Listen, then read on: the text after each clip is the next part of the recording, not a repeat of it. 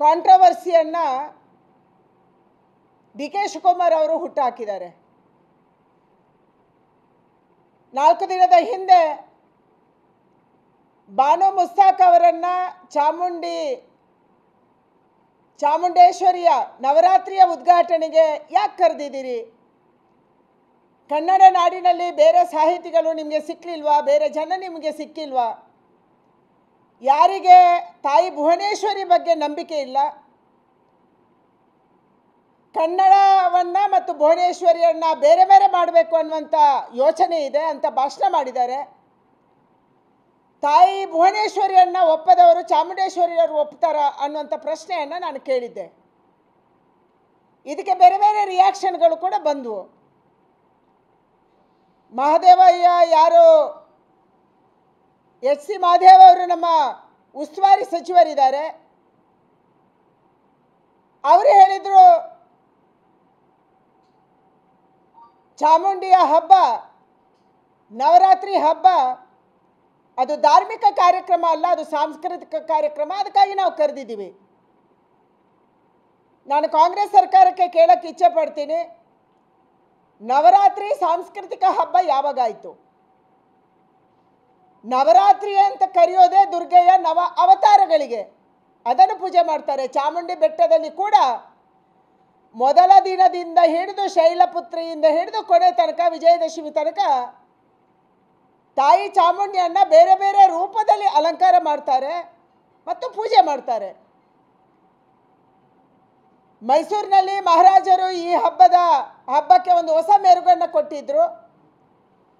ಒಂದು ಧಾರ್ಮಿಕ ಕೇಂದ್ರವನ್ನಾಗಿ ಇದನ್ನು ಮಾಡಬೇಕು, ಜಗತ್ತಿನಾದ್ಯಂತ ಜನ ಧಾರ್ಮಿಕ ಕಾರಣಕ್ಕಾಗಿ ಅವಳ ಮೇಲೆ ನಂಬಿಕೆ ಇಟ್ಕೊಂಡು ಬರಬೇಕು ಅನ್ನುವಂಥದ್ದನ್ನು ಮಾಡಿದರು. ಅದೇ ರೀತಿ ಪದ್ಧತಿ ನಡೀತಾ ಇದೆ. ನೀವು ಹೊಸ ಪದ್ಧತಿಯನ್ನು ಹುಟ್ಟು ಹಾಕಿದ್ದೀರಾ. ಯಾರಿಗೆ ಭುವನೇಶ್ವರಿ ಮೇಲೆ ನಂಬಿಕೆ ಇಲ್ಲ ಅವರು ತಾಯಿ ಚಾಮುಂಡಿ ಮೇಲೆ ನಂಬಿಕೆ ಇಡಬೇಕನ್ನುವಂಥ ಒತ್ತಾಯವನ್ನು ಒಂದು ವರ್ಗದ ಜನಕ್ಕೆ ನೀವು ಮಾಡ್ತಾ ಇದ್ದೀರಿ. ಅದರ ಜೊತೆಗೆ ಚಾಮುಂಡಿ ಬಗ್ಗೆ ಕಾಂಗ್ರೆಸ್ಸಿನ ಪ್ರಶ್ನೆ ಟಿಪ್ಪು ಸುಲ್ತಾನಿದ್ದು. ಯಾವ ಸಂದರ್ಭದಲ್ಲಿ ಯಾವುದನ್ನು ಮಾತಾಡಬೇಕು?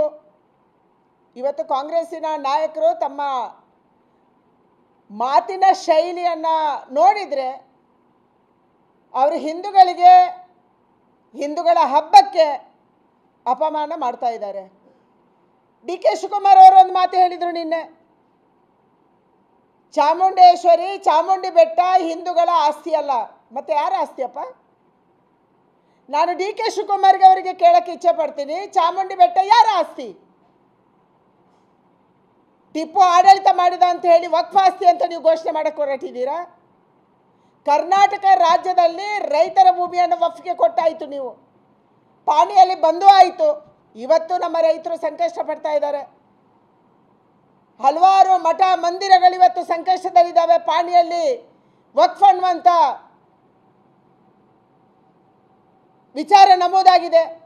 ನೀವು ಚಾಮುಂಡಿ ಬೆಟ್ಟವನ್ನು ಕೂಡ ಕಾಂಟ್ರವರ್ಸಿಗೆ ತಂದಿದ್ದೀರಿ ಟು ಪ್ಲೀಸ್ ಯುವರ್ ಬಾಸಸ್. ಯಾವಾಗ ನೀವು RSS ಬಗ್ಗೆ ಹೇಳಿದ್ರಿ, ಪ್ರಾರ್ಥನೆಯನ್ನು ಹೇಳಿದ್ರಿ, ಆವಾಗ ನಿಮ್ಮ ಹೈಕಮಾಂಡ್ ನಿಮ್ಮ ಮೇಲೆ ಸಿಟ್ಟು ಮಾಡ್ಕೊಂತು. ನಿಮಗೆ ಸೂಚನೆ ಬಂದಿದೆ ಇದರಿಂದ ಆಚೆ ಬರಬೇಕು. ಅದಕ್ಕಾಗಿ you created a controversy in Chamundi Betta to please your bosses.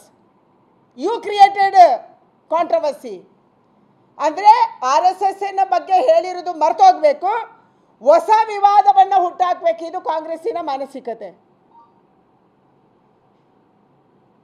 ಸಿದ್ದರಾಮಯ್ಯಂದಿದೆ ಮಾನಸಿಕತೆ. ನೀವು ಹಿಂದೂ ದೇವಸ್ಥಾನಗಳನ್ನು ಒಪ್ಕೊಳ್ಳೋಕ್ಕೆ ರೆಡಿ ಇಲ್ಲ.